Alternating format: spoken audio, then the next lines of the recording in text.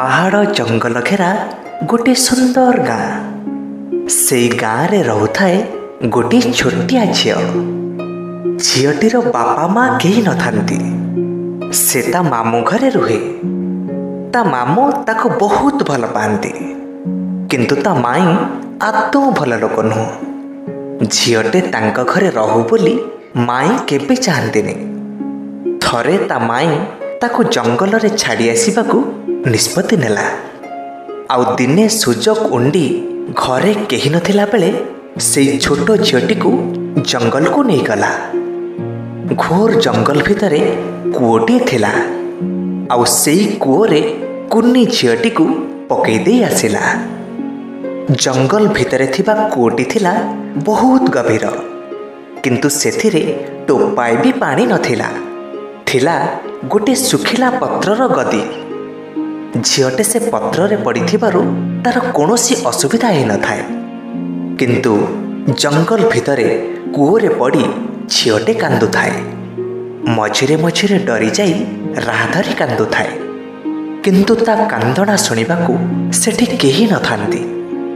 କୁନି ଝିଅଟିର ବିକଳ କରୁଣ କାନ୍ଦଣା କାହାରି କାନରେ ବାଜୁନଥାଏ। ସେଇ ଘୋର ଜଙ୍ଗଲର କୂଅ ଭିତରେ କୁନି ଝିଅଟିକୁ ଦେଖି ପବନର ଦୟା ହେଲା।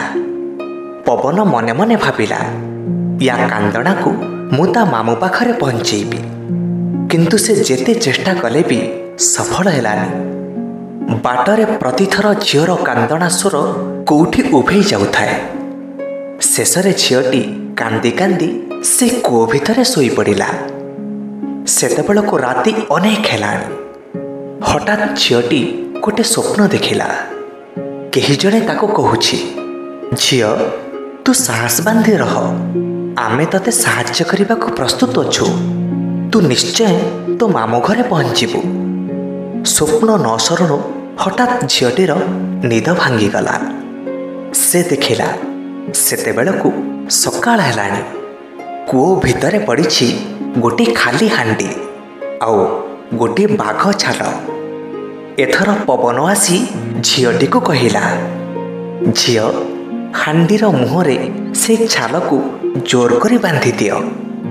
ଝିଅଟି ତା କୁନି କଣ୍ଠରେ କହିଲା, ହେଲେ ରସି କାହିଁ? ପବନ କହିଲା, ହେଇ ଦେଖ ତମ ପାଖରେ ଗୋଟେ ଢମଣା ଶୋଇଛି, ସେଇ ହବ ତମ ରସି। ତମେ ତାକୁ ତମ ବଳ ମୁତାବକ ଭିଡ଼ିକି ବାନ୍ଧି ଦିଅ।